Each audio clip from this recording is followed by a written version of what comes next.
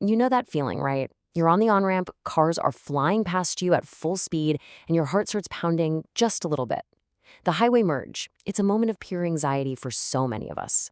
But what if I told you there's a simple way to think about it that changes everything? Let's break it down and figure out how to master the merge together. This is the big one. It's the question we've all muttered under our breath when we're in that tight spot. Am I supposed to yield? Are they supposed to let me in? It feels like a fight, like someone has to win and someone has to lose. But here's the thing. The law doesn't see it that way at all. And this is the big idea. This is the mental shift we all need to make. A safe merge isn't a battle for a spot on the road. The law actually looks at it as a cooperative effort, like a dance.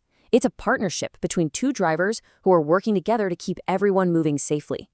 Okay, so let's break this partnership down piece by piece, starting with the driver who's actually entering the highway. If you're the one on that on-ramp, you have a very specific and a very important job to do. Here it is, straight from the official regulation. It puts the first move squarely on the merging driver. And that key phrase here is all necessary precautions. Now, this isn't just a friendly suggestion, It's a legal directive. It means the responsibility is on you to make this merge happen safely. But what does that actually look like in the real world? So what are those necessary precautions? Well, it really just boils down to 4 common sense actions. First up, match the flow. That on-ramp, it's your runway. You gotta use it to get your car up to the same speed as traffic. Second, signal clearly. Let everybody know what you're planning to do before you do it. Third, find your space.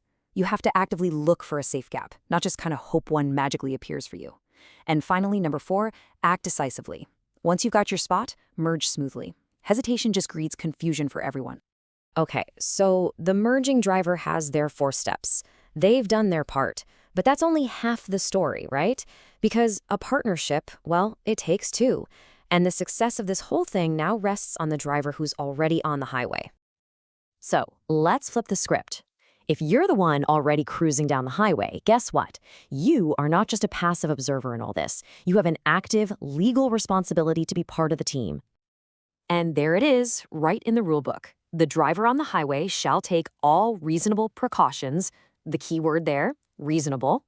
The law expects you to be an active, helpful participant in making this happen safely. So what does reasonable actually look like when you're behind the wheel? Well, it's about being proactive.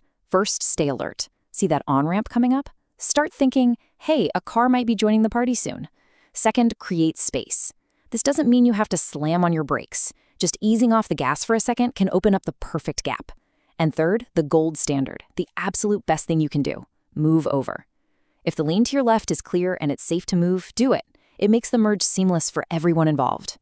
So we have 2 different jobs, 2 sets of responsibilities, all aimed at one single, seamless action. Let's see how this partnership looks when both drivers are totally in sync and doing their part. And this slide, this is really the heart of it all. Notice the balance in the language.